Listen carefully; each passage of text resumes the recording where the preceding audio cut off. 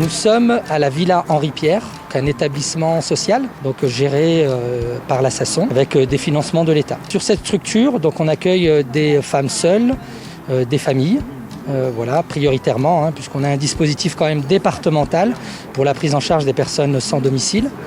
Mais sur cette structure a été identifié vraiment ce public-là pour permettre à ce public de pouvoir se poser, de scolariser leurs enfants et qu'il y ait une prise en charge plus spécifique par rapport à ces femmes seules et à ces familles. Ma présence ici ce matin dans cette villa qui est gérée par cette association formidable qui est la Sasson, c'est de m'assurer effectivement que le plan hivernal qui a été déclenché trouve sa traduction concrète.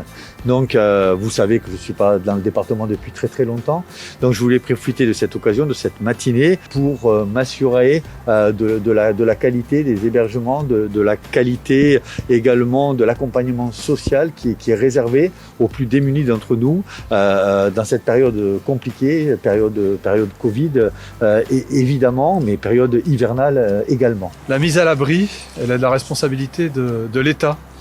Et je veux simplement dire ici que cette responsabilité, elle est totalement assumée par la préfecture et j'en remercie monsieur le préfet et ses services.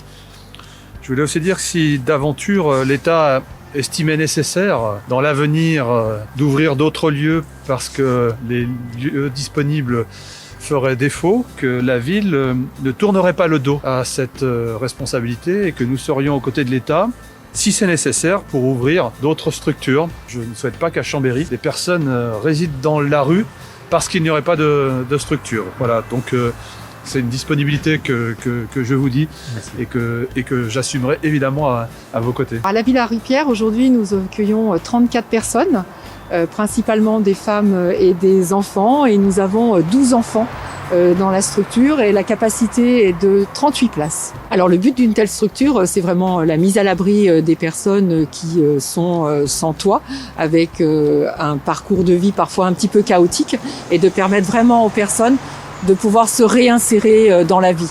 Alors sur des durées plus ou moins longues, mais ça vraiment ça permet aux personnes de pouvoir se poser à un moment donné. La villa est effectivement ouverte dans la nuit du 4 novembre 2019 et le bilan il est très positif puisqu'on a eu la chance de pouvoir garder cette maison ouverte en jour comme de nuit et ça a été vraiment très profitable pour les enfants, pour les parents et vraiment avec un lien de parentalité très important.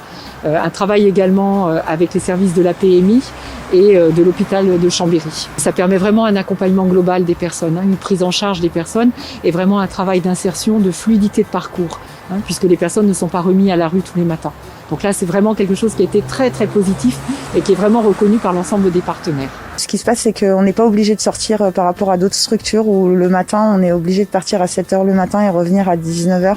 Là, actuellement, pendant le confinement, je sais pas si c'était comme ça avant, mais en tout cas, ici, on peut rester toute la journée et laisser nos affaires, quoi. Bon, c'est pas ce qu'on fait parce qu'on fait des démarches, on recherche du travail, tout ça, donc on n'est pas là toute la journée. Mais en tout cas, on nous demande pas de sortir nos affaires et de revenir le soir. Et en plus, au niveau de l'hygiène, quand même, ça a été rénové. Donc, on est pas mal logé, quoi. On est bien logé et voilà.